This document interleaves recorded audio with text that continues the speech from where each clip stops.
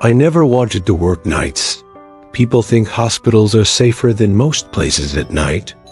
Bright lights, security, doctors on call. But anyone who has actually worked a night shift in a hospital will tell you the truth. Hospitals don't sleep. They watch. I was 27 when this happened. Newly certified as a patient care technician, buried under debt, and desperate enough to take whatever shift paid extra. Night shift paid extra. That's how I ended up assigned to Ward C3. C3 was technically a recovery ward. Patients who weren't critical, but also weren't ready to go home. Post-surgery, long-term observation, people who needed monitoring more than treatment. And at night, C-3 was quiet in a way that felt intentional. Not peaceful, restrained. The hospital itself was old. Built in the early 1960s. Expanded in pieces instead of planned wings, long corridors that didn't line up, corners where the lighting changed temperature for no reason, elevators that paused longer than necessary between floors. My supervisor walked me through orientation like she wanted it over fast. Vitals every hour, she said. Chart immediately. Don't sit at the desk too long. And don't ignore call lights. She hesitated, then added, if you hear anything strange, call security, don't investigate. I laughed a little. Like what? She didn't laugh back. You'll know. My first week passed without incident. Mostly, patients slept, machines beeped. The night nurse on duty, Marla, kept to herself. She was in her late 40s. Smoked too much, and had the kind of eyes that never fully relaxed. Around 2:30 a.m., things changed. That was the hour when the hospital felt the least alive. Visiting hours long over, traffic slowed. Even the ventilation system seemed to breathe quieter.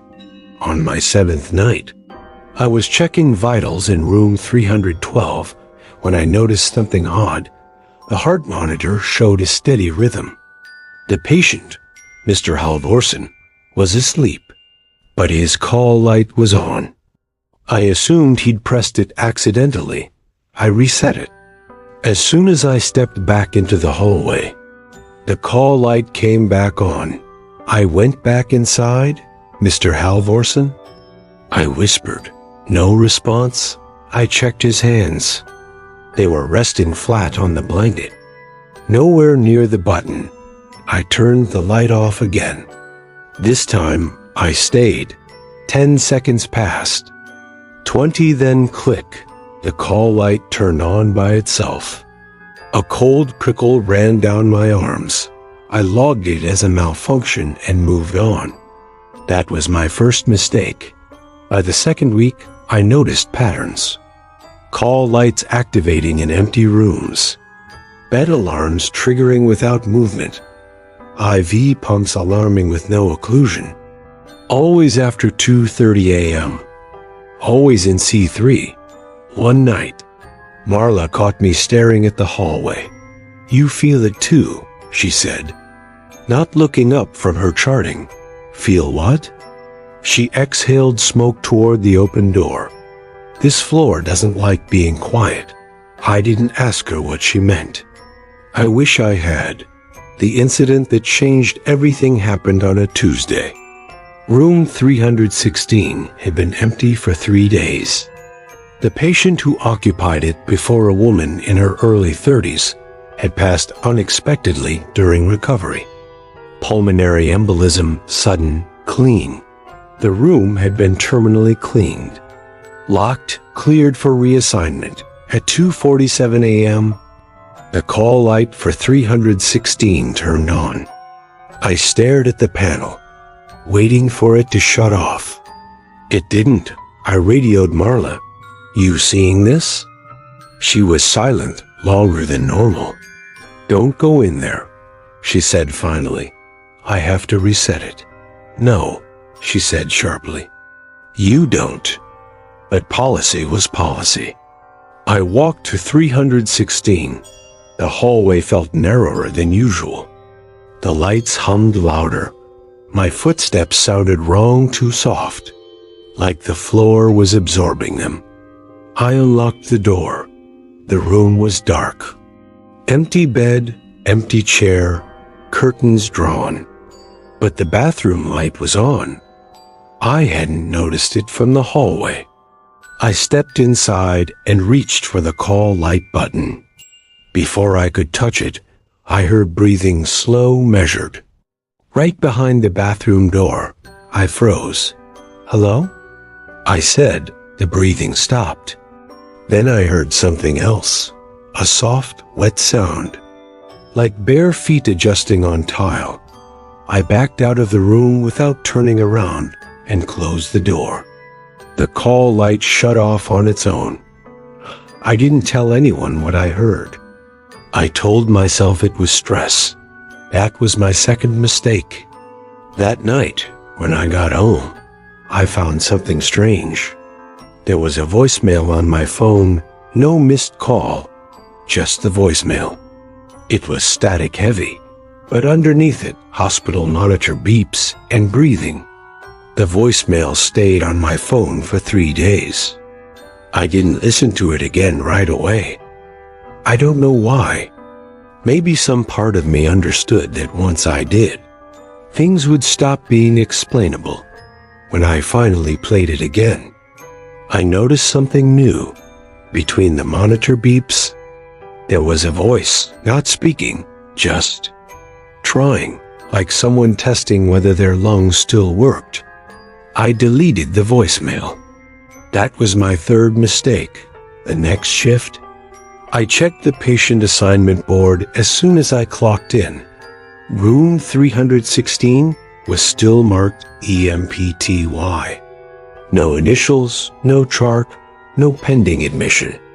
Yet the call light panel already showed 2 activations logged overnight. I brought it up to Marla. She didn't answer immediately. Instead, she pulled a paper chart from the rack and slid it toward me. "Look at the census history," she said. I flipped through it. Room 316 had an entry, but the patient's name was scratched out with black marker. Not redacted cleanly, not printed over, scratched hard. So hard the paper underneath had torn. What happened to her? I asked. Marla closed the chart. "You don't need to know. That's not an answer." She leaned closer, lowering her voice. "She died twice. Hospitals record everything.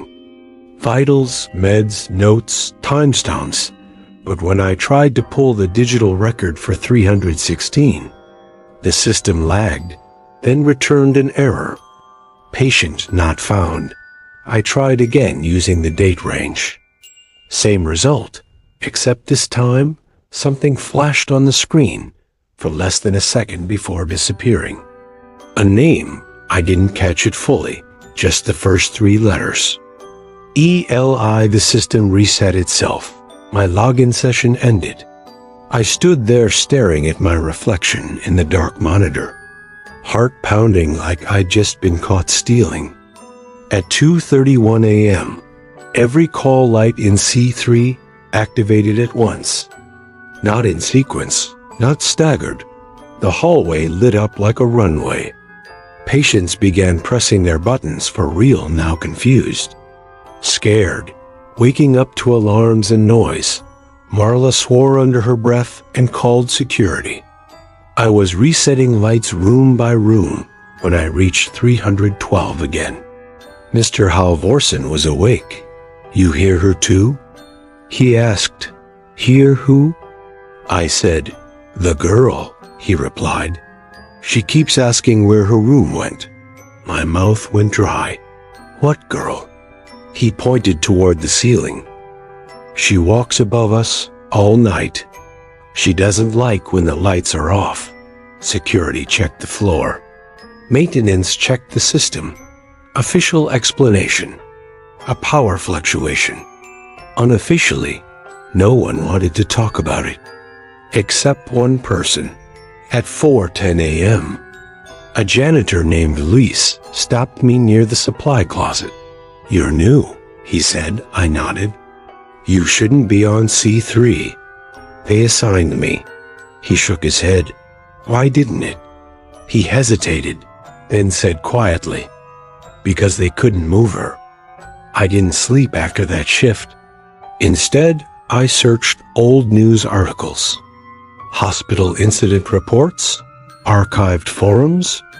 At 3:12 a.m., I found it, a local story from 8 years ago. Youngstown General faces lawsuit after recovery patient found unresponsive for second time. The patient's name was blurred in the image preview, but someone had commented underneath. "Say her name. Eliza deserved better, Eliza." I felt cold all over.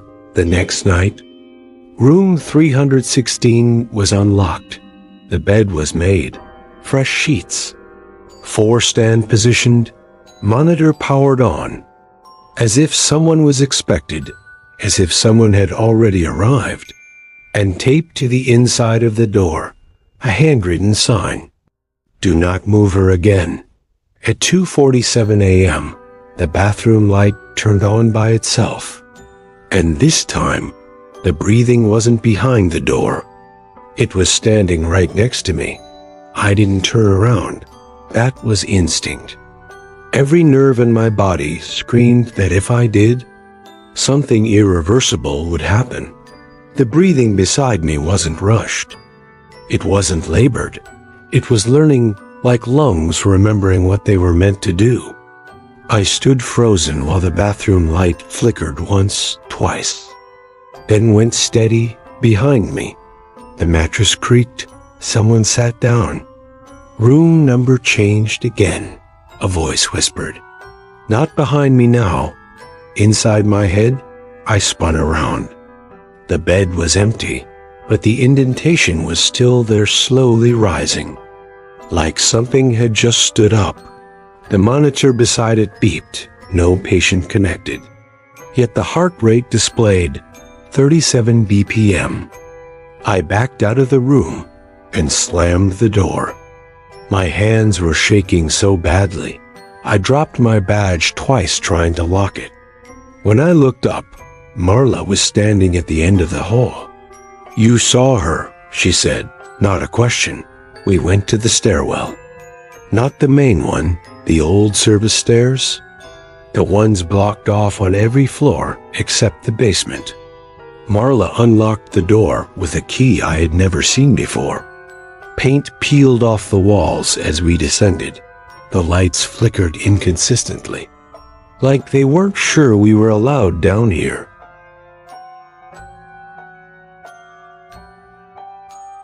"You need to understand something," she said. "Eliza didn't die because of a mistake. Then why?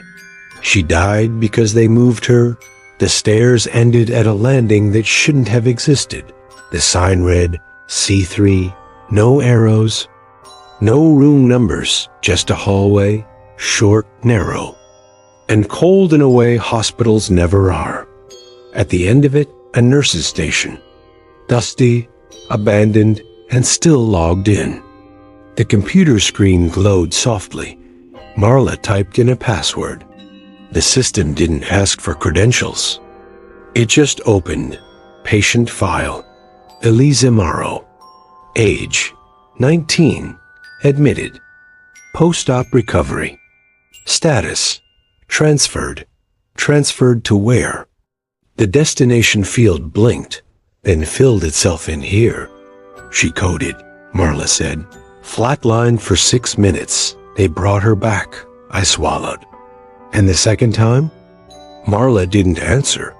She clicked incident footage. Security camera video loaded. The timestamp showed 2:48 a.m. Room 316.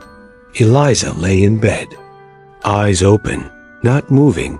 Then she turned her head, looked directly at the camera, and smiled. The video glitched. When it resumed, the bed was empty. The door never opened. They moved her body, Marla said quietly. New wing, new number, different floor. She closed her eyes. And every time they did, the calls followed. Something beeped behind us.